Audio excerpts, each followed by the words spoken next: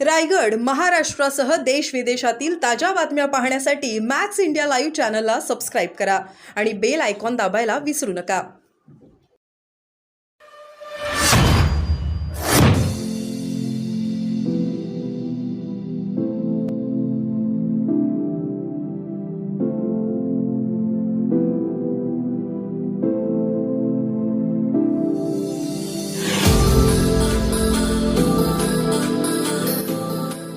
जिल्हा मध्यवर्ती बँकेचा कारभार बघितलं तर आजपर्यंत वादग्रस्त ठरला.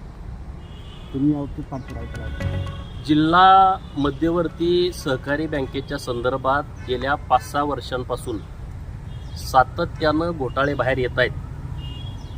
सहकारातून शेतकऱ्यांना मदत झाली पाहिजे, त्यांचा आर्थिक परिस्थिती सुधारली पाहिजे, त्यांना सहज आणि सुलभ कर्ज उपलब्ध झालं पाहिजे किंवा सरकारच्या काही सुविधा आहेत, सरकारची काही अनुदान आहेत, ते सहजरित्या जिल्हा मध्यवर्ती बँकेच्या माध्यमातून शेतकऱ्याला मिळाल्या पाहिजेत.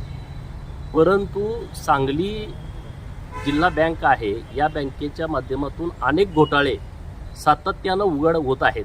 मी स्वतः विधान परिषदेमध्ये या बाबतीमध्ये तारांकित प्रश्न उपस्थित केला होता. 88ची चौकशी सुरू आहे आणि आता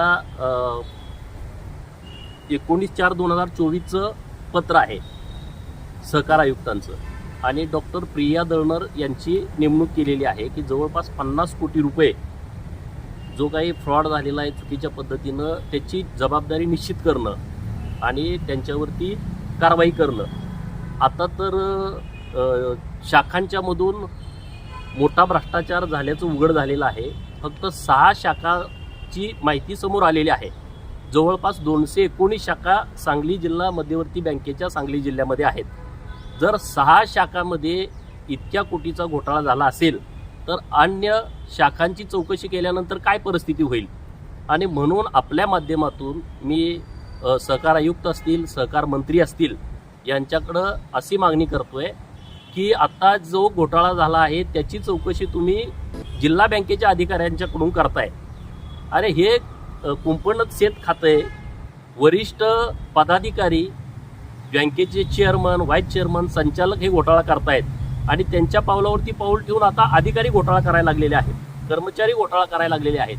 आणि मग तुम्ही त्यांच्याकडून त्यांची चौकशी करण्यात काही उपयोग नाही, तर सहकार खात्याच्या वरिष्ठ अधिकाऱ्यांकडून या सगळ्या बाबतची चौकशी नीटपणे झाली पाहिजे.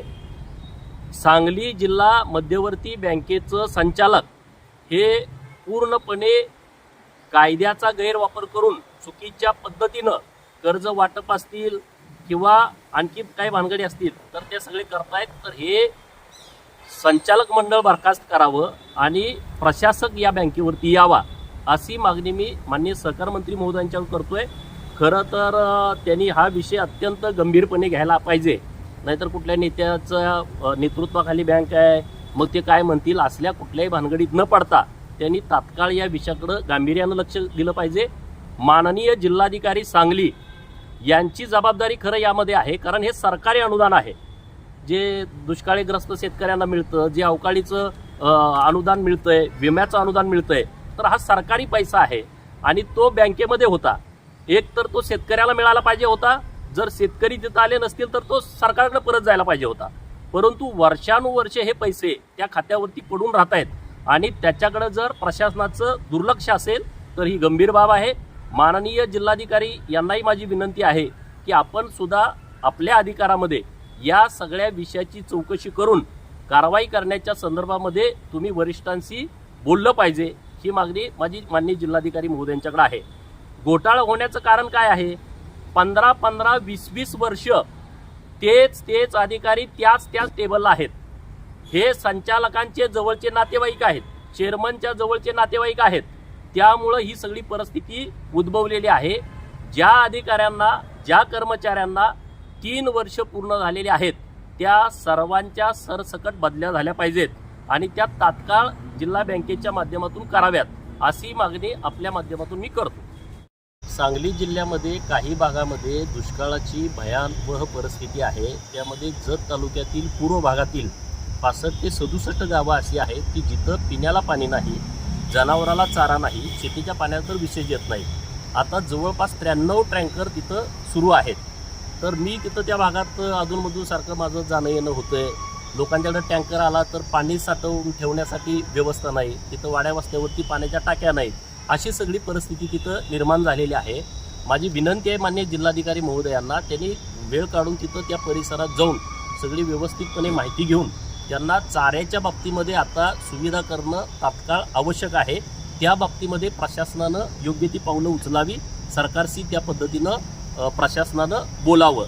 मी स्वतः त्या परिसरामध्ये उद्या 200 पाण्याच्या टाक्यांचं वाटप आम्ही वाड्या वस्तीवरती करतोय, की जेणेकरून तिथल्या वस्तीवरच्या लोकांना तिथं पाणी काही काळापुरतं साठवून ठेवता येईल. तर जिल्हाधिकाऱ्यांनी स्पष्टपणे अधिकृत पत्रक काढलंय की जत तालुक्यात विशेषतः पशुधन संकटात नाही हे बघा, तशी परिस्थिती नाही. माननीय जिल्हाधिकारी महोदयांनी कोणत्या बेसवरती हे स्टेटमेंट केलं हे मला माहीत नाही, परंतु तिथं आता चाऱ्याची खूप अडचण आहे आणि प्रशासनानं तात्काळ या सगळ्या विषयावरती काहीतरी निर्णय घेण्याची आवश्यकता आहे. मुळात त्या भागात पहिल्यापासून दुष्काळ असल्यामुळं तिथला शेतकरी हा प्रचंड काबाड कष्ट करणार आहे. ऊसतोड मजुरांची संख्या जवळपास 35,000 ऊसतोड मजूर हे फक्त जिथं आता दुष्काळजन्य परिस्थिती आहे त्या भागातून ऊसतोडीसाठी जातात. अशी भयानक परिस्थिती आहे. एखादं जनावर घेतलं तर ते टिकेल की नाही टिकेल अशी परिस्थिती निर्माण झाली. तर माननीय जिल्हाधिकारी साहेबांनी ताबडतोब या बाबतीमध्ये योग्य ती कारवाई करावी. पण प्रशासनच सरकारचं दिशाभूल करत आहे असं नाही, असं जर होत असेल तर ते चुकीचं आहे. आता माझ्या तालुक्यात पण आता सगळीकडे पाणी आहे, पण 2-4 गावं असेल की तिथं आता पिण्याला पण पाणी नाही, तिथं टँकर चालू आहे. काही गावांची परिस्थिती प्रचंड बिकट आहे. मग मंगळवेढ्यातली काही गावं असतील त्याचा आता सोलापूर जिल्ह्यामध्ये येत असल्यामुळे तिकडचं प्रशासन बघेल, पण आपल्या जिल्ह्यामध्ये जत पूर्व भागामधली परिस्थिती खूप भयानक आहे. उद्या परत मी आणि तिकडे दौऱ्यावरती चाललोय. मी तुम्हाला तिथली परिस्थिती तुमच्या निदर्शनास आणून देतो.